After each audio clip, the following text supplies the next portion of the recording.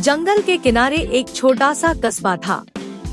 न वहाँ ज्यादा शोर था, न ही बहुत भीड़। उसी शांत जगह पर रहता था बंदर व्यापारी मोंटू।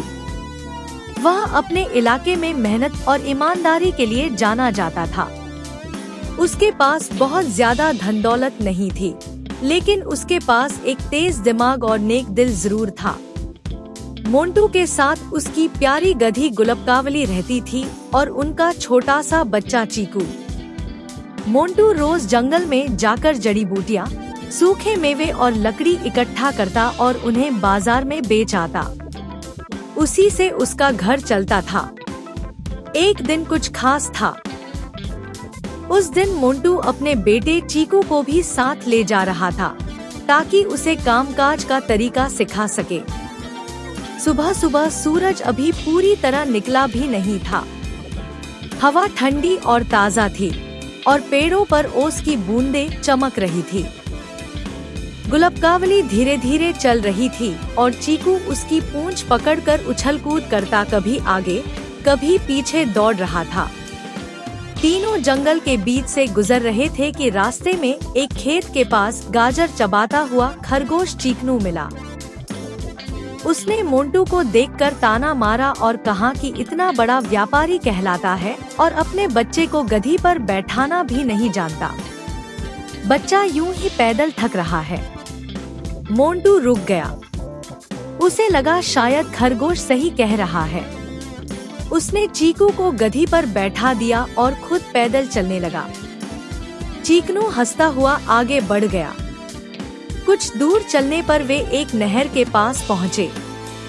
वहाँ पानी पीती हुई बकरी लीलावती खड़ी थी। उसने देखा कि बच्चा गधी पर बैठा है और पिता नीचे पैदल चल रहा है। उसे यह बिल्कुल ठीक नहीं लगा।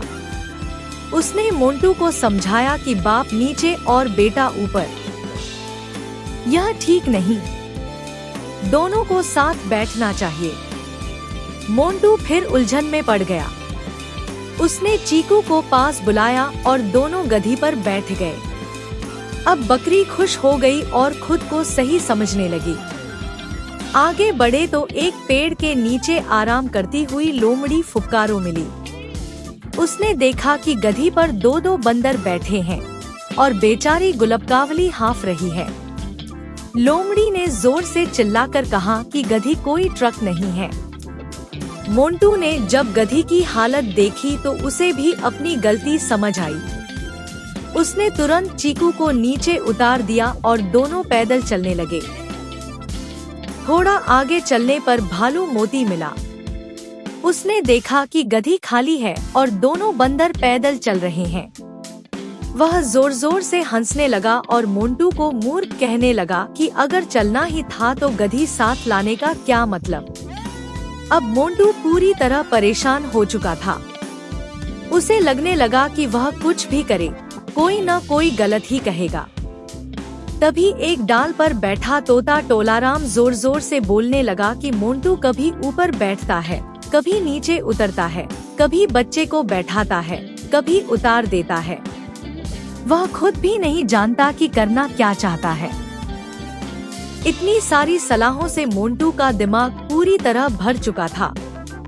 उसने सोचा कि अब ऐसा काम करेगा कि कोई कुछ कह ही न पाए। उसने चीकू से कहा कि आज वे गधी को ही उठाकर ले चलेंगे।